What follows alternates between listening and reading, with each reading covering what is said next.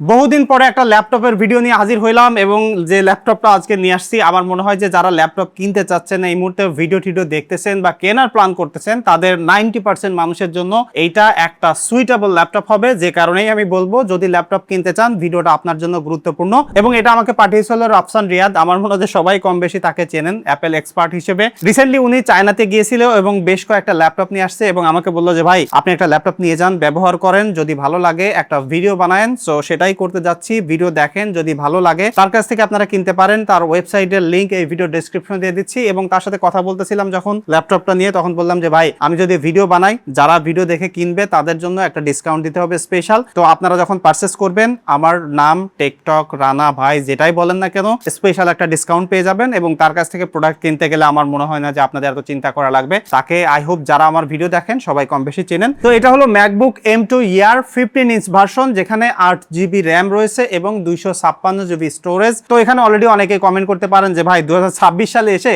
8GB র্যামের একটা laptop কিভাবে আপনি সাজেস্ট করেন। তো একদম প্রথমেই র্যামের ইস্যুতে যাইতে চাই না, আমি একটু ডিজাইন নিয়ে কথা বলতে চাই আর এটার যে ফর্ম ফ্যাক্টরটা রয়েছে। দেখেন, আপনি যদি ল্যাপটপের দুনিয়ায় সব থেকে ইঞ্জিনিয়ারিং মার্ভেল বা বেস্ট ইঞ্জিনিয়ারিং ল্যাপটপ কিনতে চান তাহলে আমি বলবো ম্যাকবুকের উপরে কিছু নাই। এইটার অল্টারনেটিভ মার্কেটে এই মুহূর্তে যদি নিতে চান, এটা পুরাতন আপনারা অ্যারাউন্ড 85,000 টাকায় কিনতে পারবেন, সামান্য কম বেশি হইতে পারে ব্যাটারি হেলথ বা কন্ডিশনের উপরে ভ্যারি করে। তো এই 85,000 টাকা বাজেটে আপনি যদি কোনো উইন্ডোজের বা এটার অল্টারনেটিভ এরকম ভালো ডিজাইনের ল্যাপটপ নিতে চান তাহলে আমি বলবো ভালো কোনো অপশন নাই। তবে ক্লোজেস্ট অপশন হইলো উইন্ডোজের সারফেস ল্যাপটপ। তবে সহজ কথায় বললে এটার সাথে কম্পেয়ার করার মতো কিছু নাই। এত স্লিম প্রোফাইলে বানানো হয়েছে, মাত্র 1.5 কেজি ওজন। এবং আপনারা জাস্ট এই লিডটা একটু দেখেন, অন হ্যান্ডে ওপেন করে ফেললাম এবং this is one of the big reason আপনি অ্যাপেলের ল্যাপটপ পছন্দ করবেন, because of their build quality. এটা টোটালি অ্যালুমিনিয়াম বিল্ড ব্যবহার করা হয়েছে এবং আপনি এখন থেকে 5, 6, 7 বছর 8 বছর পরে যেও এই ল্যাপটপটা ব্যবহার করতে গেলে বিল্ড কোয়ালিটি নিয়ে আপনাকে চিন্তা করতে হবে না এবং এটার ডিউরেবিলিটি নিয়েও আপনাকে চিন্তা করতে হবে না। ফর মি, আমি লং টাইম ধরে ম্যাক ব্যবহার করতেছি অলরেডি, তো আমি বলবো ডিজাইন এবং বিল্ড কোয়ালিটির জায়গায় এটা আনবিটেবল। তবে এই ল্যাপটপটা ব্যবহার করতে যে আমি সব থেকে যে জায়গায় এনজয় করছি সেটা হলো এটার যে ফর্ম ফ্যাক্টর বা যে সাইজটা। এখানে 15.3 ইঞ্চির একটা ডিসপ্লে ব্যবহার করা হয়েছে এবং এই যে ডিসপ্লেটা আপনারা দেখতে পাচ্ছেন এখানে, এইটা যে কোনো ইউজারদের জন্য একটা পারফেক্ট সাইজ। রিসেন্টলি আপনারা অনেকেই জানেন যে আমি ম্যাকবুক এয়ার 13 ইঞ্চি কিনছিলাম, ওইটা বিক্রি করে দিয়ে 16 ইঞ্চির একটা ল্যাপটপ কিনছি বিকজ অফ দ্য ডিসপ্লে। এই যে ডিসপ্লেটা আছে 15.3 ইঞ্চি, এটা দিয়ে যে কোনো টাইপের অফিসিয়াল ইউজ করেন, মাল্টিমিডিয়া এনজয় করতে চান, আপনি গ্রাফিক্স ডিজাইনিং করেন, ভিডিও এডিটিং করেন, এখানে যে ফ্লেক্সিবিলিটি আপনি পাবেন। দেখেন, আমরা ল্যাপটপ কিনি কিন্তু পোর্টাবিলিটির জন্য, কিন্তু পোর্টাবিলিটির জন্য যখন আমরা কাজ করতে চাই তখন কিন্তু ডিসপ্লেটাও বড় প্রয়োজন হয়। তো এর জন্য আসলে বিল্ট ইন ডিসপ্লেটাই বড় হওয়া প্রয়োজন, কারণ ল্যাপটপ যদি ছোট ডিসপ্লে হয় কাজ করার যে ফোকাসটা, মেন্টালিটিটা বা ক্রিয়েটিভিটিটা আসলে ওইভাবে আসে না। এবং এইটার যে কালার ক্যালিব্রেশন এবং যে রেজুলেশন রয়েছে, আপনি গ্রাফিক্স ডিজাইনিং করেন, ভিডিও এডিটিং করেন, কালার গ্রেডিং করেন, মুভি দেখতে গেলেও খুবই ইমার্সিভ আছে। এবং এখানে 6টা স্পিকার আছে। আমি এটাতে একটা মুভি দেখছি, মুভি দেখতে যে এমন এমন সাউন্ড আমি মনে হচ্ছিল ডান পাশ থেকে আসতেছে, কোনোটা বাম পাশ থেকে আসতেছে, মানে টোটালি একটা ডলবি অ্যাটমস ফিল আমি এখানে পেয়েছি। এবং এটা লাউড বেস, ওভারঅল আমি বলবো যে এটার মাল্টিমিডিয়া এক্সপিরিয়েন্স আপনাকে একদমই নেক্সট লেভেলে দিবে। এবং আপনি চাইলে এটাতে ব্লুটুথ রয়েছে, ব্লুটুথ স্পিকারও ব্যবহার করতে পারবেন, ওয়্যারডও ব্যবহার করতে পারবেন, কারণ এখানে ডেডিকেটেড 3.5mm এর পোর্টটাও রয়েছে। সো আমি বলবো যে ডিসপ্লের জন্য ইউজাবিলিটি, মানে যারা আসলে অ্যাকচুয়ালি প্রোডাক্টিভিটি বা কাজকর্মের জন্য ল্যাপটপ কেনে তাদের জন্য আসলে এইটা অ্যাকচুয়ালি কাজের জিনিস। এবং এই যে ফর্ম ফ্যাক্টরটা আছে না, সেটা যে কোনো ব্যাগেও ইজিলি ফিট হয়ে যায়। এটা যে অনেক বড় তাও না, কারণ এটা যে চিন বেজেলটা আছে সেটা যথেষ্ট ন্যারো আছে সাইজ অনুযায়ী। এবং এখানে একটা কাট আউট দেখতে পাচ্ছেন, নস রয়েছে, এর মধ্যে একটা ওয়েব ক্যাম রয়েছে। তো ওয়েব ক্যামটার কোয়ালিটি আমি বলবো যে মোস্ট অফ দা উইন্ডোজের ল্যাপটপের থেকে পারফেক্ট আছে। তবে একদম রিসেন্ট মডেলে ওটার সাথে কম্পেয়ার করলে না, যদি আপনি পাশাপাশি দেখেন তাহলে আপনার কাছে এটা অতটা ভালো লাগবে না। এখন যদি আসি পারফরম্যান্সে, এই জায়গায় আপনাদেরকে একটু ভেবে চিন্তে ডিসিশন নিতে হবে, কারণ এখানে যে M2 চিপটা ব্যবহার করা হয়েছে সেটাতে কিন্তু 8 করে CPU, 10 করে GPU এবং 8GB ইউনিফাইড র্যাম রয়েছে। 8GB র্যাম নাম্বারটা অনেক কম। অ্যাপেল যেটা ফোকাস করে কি, আপনাকে অত বেশি টেকনিক্যাল ডিটেইল জানাতে যাবে না, আপনি অ্যাকচুয়ালি ব্যবহার করে কেমন এক্সপিরিয়েন্স পাচ্ছেন সেটাই অ্যাপেলের কাছে ম্যাটার করে। সো এটাতে যে কম্বোটা আছে, হেভি ভিডিও এডিটর না হয়ে থাকেন, গেমিং না করেন, 3D অ্যানিমেশন টাইপের ভিডিও এডিট না করতে চান, তাহলে এই ল্যাপটপটা আপনার জন্য পাওয়ারফুল ইনাফ। এবং এখানে কোনো প্রকার ফ্যান নাই, মানে এটাকে ঠান্ডা করার জন্য। সো ফ্যানলেস একটা ডিজাইন, কোনো প্রকার শব্দ আপনাকে শুনতে হবে না, ধুলাবালি ভিতরে ময়লা জমার কোনো সম্ভাবনা নাই। এবং আমি এই ল্যাপটপটা ব্যবহার করার সময় একটু কিউরিয়াস ছিলাম যে 8GB র্যাম দিয়ে আর 256GB স্টোরেজ দিয়ে এটার এক্সপিরিয়েন্স আসলে কত কতটুকু কি পাওয়া যায়। তো আমি এটাতে ফটোশপে থাম্বনেইল ডিজাইন করছি এবং ব্যাকগ্রাউন্ডে কয়েকটা ক্রোম ট্যাব ওপেন করা ছিল, মিউজিক শুনতেছিলাম এবং প্রিমিয়ার প্রোটাও একই সাথে ওপেন করে রাখার পরেও আমি কোনো ইস্যুস পাইনি। তবে যখন ভিডিও এডিটিং করতে যাচ্ছি 4K টাইমলাইনের, যদি টাইমলাইনটা অনেক লম্বা হয়ে যায়, লাইক 2-3 মিনিটের বেশি ভিডিও হয়ে যায়, কয়েকটা বেশি লেয়ার দেন, তখন আপনি ফিল করবেন যে র্যামটা আসলে আপনাকে একটু স্লোয়ার ফিল করাচ্ছে। এই জন্য আমি বললাম যে 90% মানুষের জন্য ঠিকঠাক আছে। আর ওই যে 10% যারা হাই এন্ড প্রোডাক্টিভিটির জন্য ল্যাপটপ কিনতে চান, তারা কিন্তু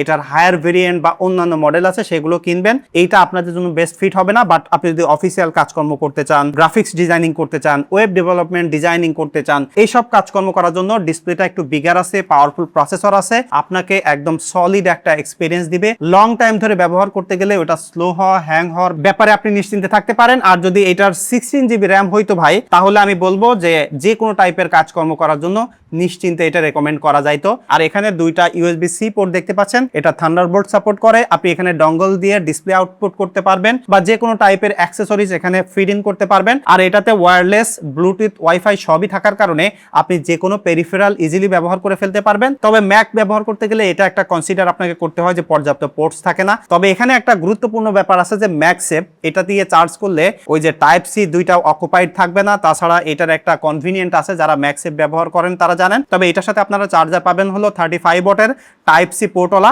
সো সেটাও একটা এক্সট্রা ব্যাপার, চাইলে আপনি ম্যাগসেফও কিনে নিতে পারেন। তবে অ্যাপেলের অ্যাক্সেসরিজ কিনতে গেলে এক্সট্রা টাকা লাগে, ওই জন্য আমি বলবো হুদায় টাকা নষ্ট করে লাভ নাই। যদি আপনার মাল্টিপল পোর্ট লাগে সেক্ষেত্রে আপনি একটা ম্যাগসেফ আলাদা করে কিনে নিতে পারেন। আর ব্যবহার করতে যে জিনিসটা কনভিনিয়েন্ট অ্যাপেলের ক্ষেত্রে সবসময় পাই, সেটা হলো তাদের ট্র্যাকপ্যাড। এত প্রিসাইজ এবং এত পারফেক্ট, লিটারেলি কোনো সময় মাউস লাগবে না। যারা একটু টাচপ্যাডে কাজকর্ম এর আগে উইন্ডোজে করছেন, তারা যদি এইটা ব্যবহার করেন, you will feel like you are using a smartphone. এত সুন্দর জেস্টার সাপোর্ট করে এবং এত প্রিসাইসলি আপনি ফটোশপেও এডিট করতে পারবেন এটা ট্র্যাকপ্যাড দিয়ে। আর যে কিবোর্ডটা রয়েছে সেটা ব্যাকলিস্ট সাপোর্ট করে। এখানে একটা ডেডিকেটেড ফিঙ্গারপ্রিন্ট রয়েছে, যে কোনো জায়গায় পাসওয়ার্ড দিতে গেলে এটাতে টাচ করলে কিন্তু পাসওয়ার্ডটা আপনি অটো ফিল আপ করতে পারবেন। অন করার সময় এটাকে সিকিউরিটি হিসাবে কাজ করতে পারবেন। ইভেন এটার মাধ্যমে কিন্তু অ্যাপেল পেমেন্টও করা যায়, যেটা আমাদের দেশে নাই, যে কারণে আমি বলতেছি যে ওইটা আমাদের জন্য আসলে খুব বেশি গুরুত্বপূর্ণ না। এবং আমি যে ল্যাপটপটা ব্যবহার করলাম এটাতে 100% ব্যাটারি হেলথ আছে এবং এই বড় সাইজের কারণে ব্যাটারির ক্যাপাসিটি আসলে সামান্য একটু বিগার থাকার কারণে ব্যাটারি ব্যাকআপও কিন্তু ছোট সাইজের থেকে একটু বেটার পাওয়া যায়। আমি এটা ব্যবহার করে 8 আওয়ার কন্টিনিউয়াসলি ব্যাটারি ব্যাকআপ পেয়েছি। তো এটা একটা স্মার্টফোনের থেকেও বেটার। আপনি যদি এর আগে উইন্ডোজের ল্যাপটপ থেকে আসেন, তাহলে ভাই ব্যাটারি ব্যাকআপ নিয়ে আপনি এত বেশি স্যাটিসফাইড থাকবেন। আপনি যদি এভাবে রাইখা দেন, আবার 2 দিন পরে 1 দিন পরে ওপেন করেন, দেখবেন যে একই জায়গায় আছে, কোনো প্রকার ব্যাটারি এক্সট্রা করে ড্রেইন করেনি এবং এই ল্যাপটপ আপনার কোনো সময় বন্ধ করা লাগবে না, জাস্ট লাইক স্মার্টফোন। তো এই একটা কনভিনিয়েন্টের কারণে কিন্তু আমি অ্যাপেলের ল্যাপটপ পছন্দ করি। লং ব্যাটারি ব্যাকআপের পাশাপাশি এদের অপটিমাইজেশনটা ভালো থাকার কারণে এরকম ওপেন করার সাথে সাথে ইনস্ট্যান্টলি ডিসপ্লেটা ওপেন হয়ে যায়। ফিঙ্গারপ্রিন্ট টাচ করেন, ওপেন হয়ে গেল, আনলক হয়ে গেল, কাজ করার জন্য রেডি। এবং কোনো প্রকার মানে আপনার লোডিং এর টাইমটা নাই। এই যে 8GB র্যামের সাথেও এত সুন্দরভাবে এটা অপটিমাইজ করছে, মাল্টিটাস্কিং করার ক্ষেত্রেও কোনো জায়গায় হার্ডওয়্যারের কম্প্রোমাইজ আপনার কাছে মনে হবে না। তো এই মুহূর্তে আমি বলবো যে 85,000 টাকা বাজেট যদি আপনার থাকে, আপনি উইন্ডোজের ল্যাপটপ ব্যবহার করেন না, চোখ বন্ধ করে এই ল্যাপটপটা কেনেন। এবং অনেকেই ভয় পান যে আমি উইন্ডোজের অ্যাপসগুলো এখানে ইজিলি ব্যবহার করতে পারবো কিনা। অনেকে ভাবেন যে এখানে সব টাকা দিয়ে কিনতে হয়, ব্যাপারটা কিন্তু একদমই তা নয়। আপনি যে কোনো অ্যাপস আপনি উইন্ডোজে যেমন ব্যবহার করেন এখানেও এরকম ব্যবহার করতে পারবেন। তবে সার্টেন কিছু অ্যাপস থাকতে পারে যেটা ম্যাক ওএসের জন্য ডেভেলপ করা না, সেটা আপনার ইউজার্স প্যাটার্ন অনুযায়ী একটু চেক করে নিন। যদি ম্যাকের জন্য থাকে তাহলে তো হইলো, না থাকলে ব্যাপারটা আলাদা। এবং এখানে অনেকে বলতে পারেন যে ভাই ম্যাকবুক নিয়েও তো আমি নতুন কিনতে পাচ্ছি এই দামে। তাহলে আমি আপনাদেরকে বলি যে এইটার যে পারফরমেন্স আছে, এখানে ফিঙ্গারপ্রিন্ট রয়েছে এবং মানে অ্যাকচুয়ালি ব্যবহার করতে গেলে যে কনভিনিয়েন্ট বা ইউজাবিলিটি, যে প্রোডাক্টিভিটি এটা আপনাকে অফার করবে, সেটা ম্যাকবুক নিয়েও এটার ধারে কাছে নাই। তো সেই জায়গা থেকে আমি বলবো যে পুরাতন হইলেও এটা একটা গ্রেট ভ্যালু অ্যাটলিস্ট আমার পার্সপেক্টিভ থেকে অফার করতেছে। এখন আপনার কোনো মতামত থাকলে অবশ্যই কমেন্ট করে জানাতে পারেন। আর ভিডিও দেখে যদি মনে হয় যে আপনার জন্য এটা ঠিক আছে, তাহলে rafsanriyad.com-এ ভিজিট করতে পারেন। দেখা হচ্ছে পরবর্তী ভিডিওতে। ধন্যবাদ সবাইকে।